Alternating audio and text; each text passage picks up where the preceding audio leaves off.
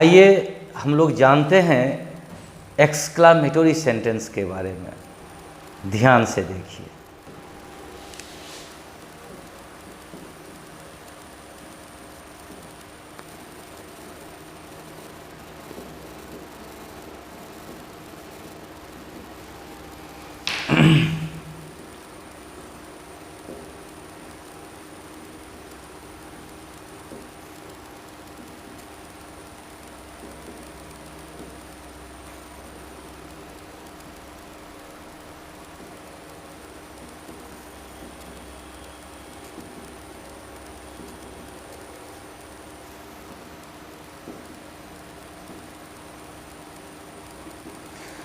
किसे कहते हैं हम exclamatory sentence? The sentence which is use to denote the feelings of the heart. आप उसको नज़दीक से देख लें कि the sentence which is use to denote the feelings of the heart is called an exclamatory sentence. यानी वह वाक्य जो हृदय की भावनाओं को दर्शाने के लिए प्रयुक्त हो उसे हम एक्सक्लामेटरी सेंटेंस कहते हैं। गौर करें, जैसे आप कोई चीज़ जीत लेते हैं तो आप कहते हैं hurray, hurrah, I have won the match, on the match. आपने इसमें खुशी का एक्सपोजर किया। यदि आपका कोई चीज़ खो जाए तो आप कहते हैं alas, I have lost my pen.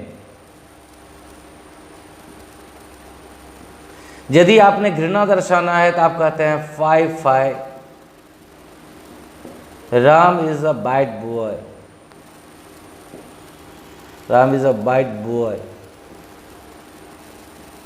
या फिर आपने आश्चर्य दर्शाने के लिए कहते हैं what a nice picture it is, what a nice picture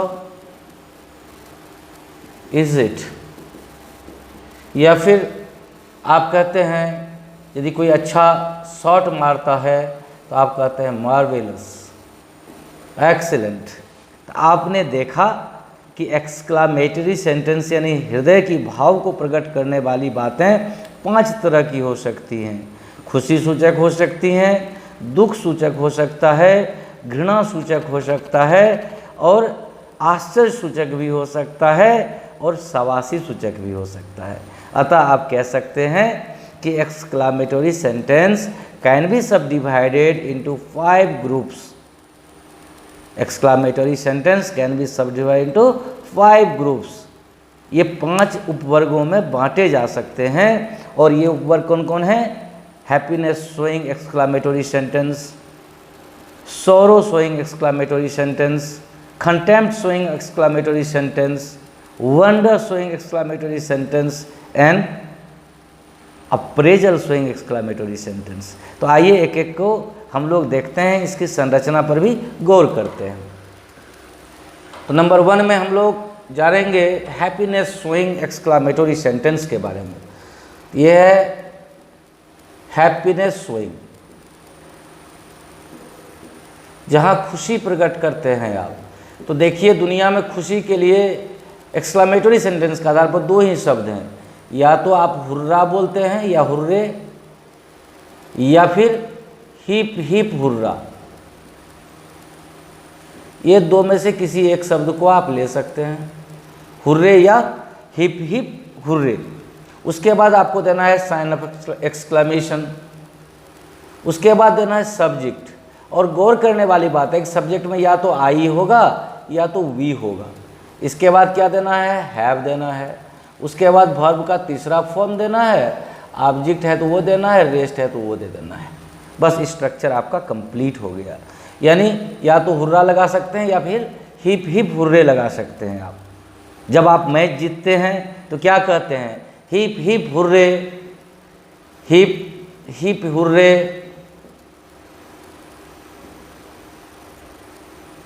We have won the match, we have won the match। अब सवाल उठती है कि यहाँ पर सब्जेक्ट के रूप में आई वी ही क्यों हुआ? तो हृदय से फूटने वाला, प्रस्फुटित होने वाला जो भावना होगा खुशी का, वो तब तक नहीं हो सकता जब तक आप उसमें इन्वॉल्व नहीं रहेंगे। तो सब्जेक्ट में या तो आई होगा या तो वी होगा। चूँकि स्पष्ट ये हो रहा है कि घटना घट चुकी है लेकिन असर अभी भी कर्ता पर है, इसीलिए प्रेजेंट परफेक्ट टेंस होगा, हैव होगा। हैव होगा तो V3 होना ही है। तो आपने देखा ये उदाहरण।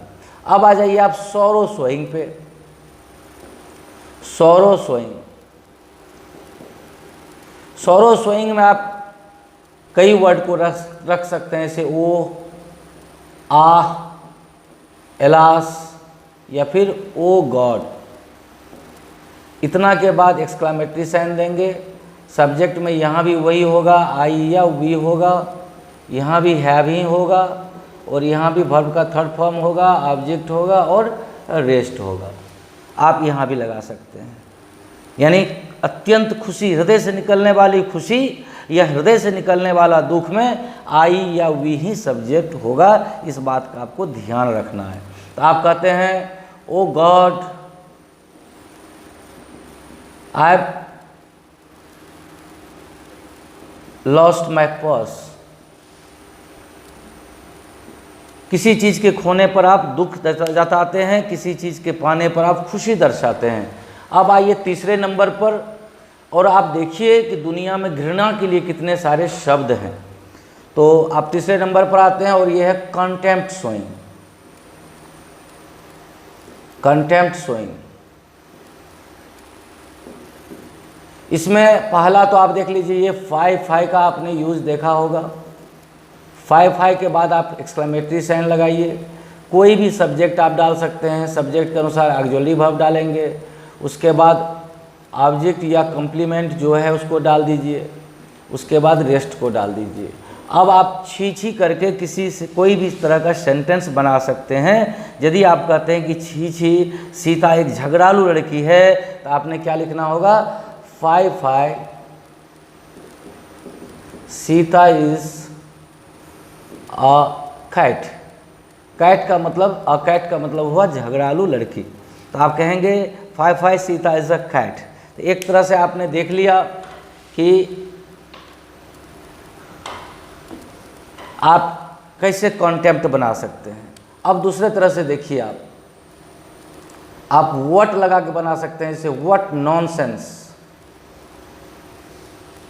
प्लस सब्जेक्ट प्लस ए भी प्लस एम भी प्लस ऑब्जेक्ट प्लस रेस्ट। अब प्लस यहाँ पर एक्सक्लेमेटरी साइन आप ऐसे बना सकते हैं। जैसे आप कहते हैं कोई आपके साथ बदतमीजी का व्यवहार किया, तो आप कह सकते हैं what nonsense you are speaking here. आप ऐसा बना सकते हैं। अब व्हाट नॉनसेंस की जगह आप क्या क्या सब रख सकते हैं, आप ये देखिए। आप व्हाट नॉनसेंस बोल सकते हैं, आप उसके जगह क्या क्या और रख सकते हैं, हाउ नेस्टी के बाद सारा चीज़ यही उतर जाएगा। आप कह सकते हैं हाउ फिल्थी, उसका सारा चीज़ यही उतर जाएगा। हाउ डिस्गस्टिंग, हाउ डिस्गस्टिंग, उसके बाद सारा यही उतर जाएगा। हाउ डिस्पाइजिंग, उसके बाद सारा चीज़ यही उतर जाएगा। यानी आप व्हाट नॉनसेंस से बनाइए घृणा की बात, या फिर हाउ से जोड़ करके बनाइए। बहुत सारे हाउ एब्सर्ड भी हो सकता है, हाउ एब्सर्ड भी आप कह सकते हैं, ABSURD एब्सर्ड।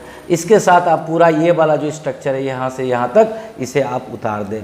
ये सारा स्ट्रक्चर को आप यहाँ रिपीट कर सकते हैं, सेम सेंस हो जाएगा। मैं इसे एक बार नज़दीक से आप लोगों को दिखा दूँ ताकि आपको उतारने में कोई तकलीफ़ नहीं हो।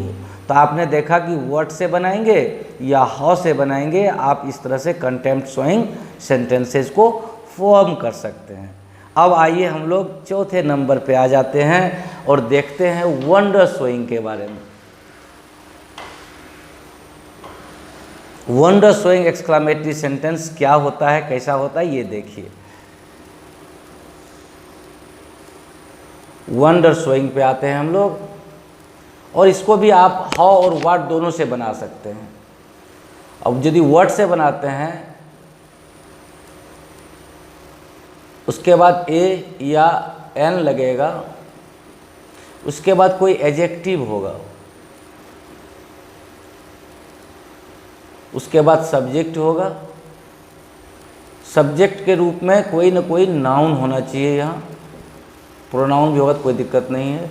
अब इसी सब्जेक्ट का यहाँ प्रोनाउन हो जाएगा और इसी प्रोनाउन के अनुसार यहाँ पर ऑक्सिलरी वर्ब हो जाएगा और उसके बाद ये साइन ऑफ एक्सक्लेमेशन हो जाएगा। आप इसको गंभीरता से नज़दीक से देख लीजिए। वाट है, उसके बाद ए एन होगा, उसका एडजेक्टिव होगा, उसके बाद कोई सब्जेक्ट होगा जो नाउन होगा, फिर उसी नाउन का प्रोनाउन होगा, उसी प्रोनाउन के अनुसार ऑक्सिलरी वर्ब आएगा, उसके बाद साइन ऑफ एक्सक्लेमेशन आप रख दें तो ये आश्चर्य सूचक सेंटेंस बन जाएगा। जैसे आप कहते हैं what an intelligent girl she's. अब यहाँ गर्ल के जगह आप सीता भी लगा सकते हैं। What an intelligent girl she's, आपने देखा गर्ल नाउन है और इसके बदले में सी प्रोनाउन आ गया है, तो आपने देखा, और सी के साथ ही इज ऑक्सिलरी वर्ब आया है उसी के अनुसार। अब इसको आप दूसरे तरह से बना सकते हैं हाउ लगा करके। हाउ जब आप लगाएंगे तो एडजेक्टिव पहले आ जाएगा, उसके बाद ए आएगा या एन आएगा, उसके बाद ए एन किसके अनुसार आएगा, इस बार आएगा सब्जेक्ट या नाउन के अनुसार, जो सब्जेक्ट है आपका।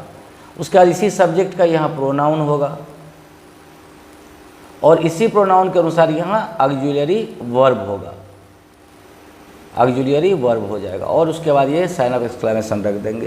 तो अब आप इसी सेंटेंस को यहाँ रिपीट कीजिए तो ये हो जाएगा हाउ, एडजेक्टिव इंटेलिजेंट था यहाँ रख दीजिए, हाउ इंटेलिजेंट। अब हो जाएगा, चूँकि वहाँ इंटेलिजेंट के आगे था तो एन लगा था, लेकिन यहाँ गर्ल के आगे लगना है तो लगेगा, यहाँ गर्ल के आगे है तो इसलिए हो गया। How intelligent a girl she's, आपका ये भी तैयार हो गया। आप इसे एक बार नज़दीक से देख लीजिए ताकि आपको दोनों तरह से एक्सक्लेमेटरी सेंटेंस बनाने में कोई दिक्कत नहीं हो। व्हाट से भी बना सकते हैं, हाउ से भी बना सकते हैं। अब हम लोग अंतिम पे आ जाते हैं और वो है अप्रेजल की बात। तो अप्रेजल चूँकि एक शब्दों का होता है इसीलिए इसका कोई स्ट्रक्चर नहीं बनाया जा सकता है। आपने यदि किसी ने बहुत अच्छा शॉट मारा तो आपके मुंह से अचानक से निकल जाता है एक्सीलेंट। आपने ये नहीं कहना होता है कि योर शॉट इज एक्सीलेंट। ये हो गया अप्रेजल स्विंग में आप इसको ले सकते हैं, अप्रेजल स्विंग यानी शाबाशी सूचक। आप यहाँ एक्सीलेंट कह सकते हैं या फिर वेल डन, या आप कह सकते हैं ब्रेवो, या आप कह सकते हैं मार्वेलस। ये तमाम आप रख सकते हैं। ये हो गया आपका अप्रेजल स्विंग एक्सक्लेमेटरी सेंटेंसेज। अब हम लोग अगली वीडियो में जानेंगे वैसे टर्म्स के बारे में जो हम प्रतिदिन यूज़ करते हैं अपने दैनिक ज़िंदगी में, और वे सारे एक्सक्लेमेटरी टर्म्स के बारे में आप जानेंगे अगले वीडियो में। तब तक इस वीडियो को आप कई बार देखें, अपने मित्रों को दिखाएं और इस YouTube चैनल को ज़्यादा से ज़्यादा सब्सक्राइब कराएं। बहुत बहुत धन्यवाद।